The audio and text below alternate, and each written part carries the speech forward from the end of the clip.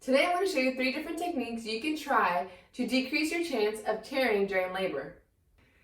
So one thing that you're going to see in the movies is you're going to see women grabbing onto pillows or their husbands or blankets, and they're really gripping down and they're squeezing their eyes and they're just pushing out and screaming, and you want to actually do the exact opposite. You want to, instead of screaming, you want to do a more of a ha type of breathing or exhaling. And the reason for this is because when you open up the throat, the glottis, you're going to allow that pelvic floor to relax. A relaxed pelvic floor is going to be an easier way for the baby to come out, and you're not going to be pushing against resistance, and then therefore there's more chances of tearing.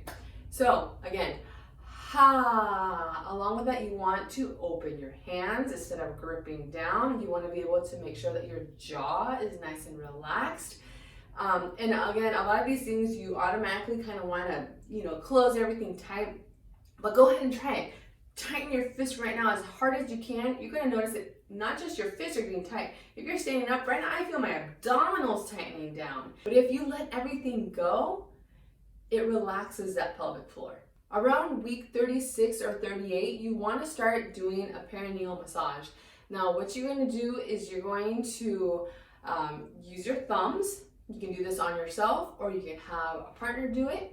And basically, all they're going to do is you're going to come down the perineum. So the perineum is that piece of skin that's from the vaginal opening down to the anus. So you're coming down on that area, and you're almost like spreading apart this way.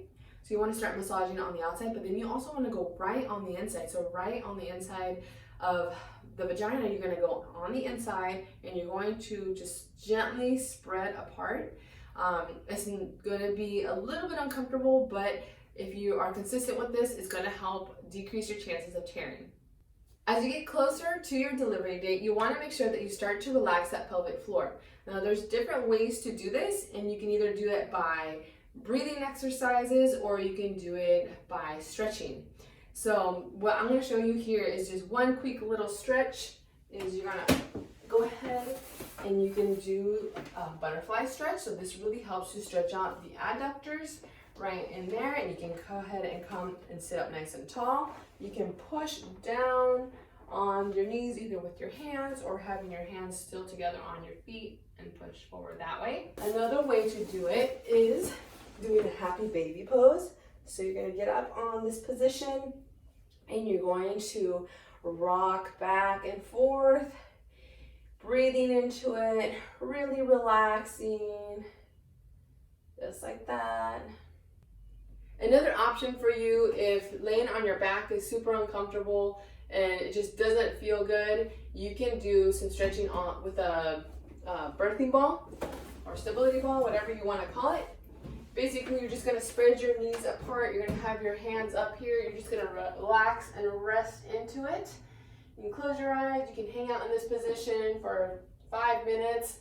And this will also feel really good on the back if you're having some back pain issues. So you're just going to be hanging out in this position. Make sure that you're breathing, allowing the belly to fully expand down and then coming back up. You're breathing down into that pelvic floor to really help it relax and prepare itself for birth. Now, I hope those tips help you out in preparation for your labor and delivery. And for more information on tips for pregnancy, postpartum, and beyond, make sure you hit the subscribe button below.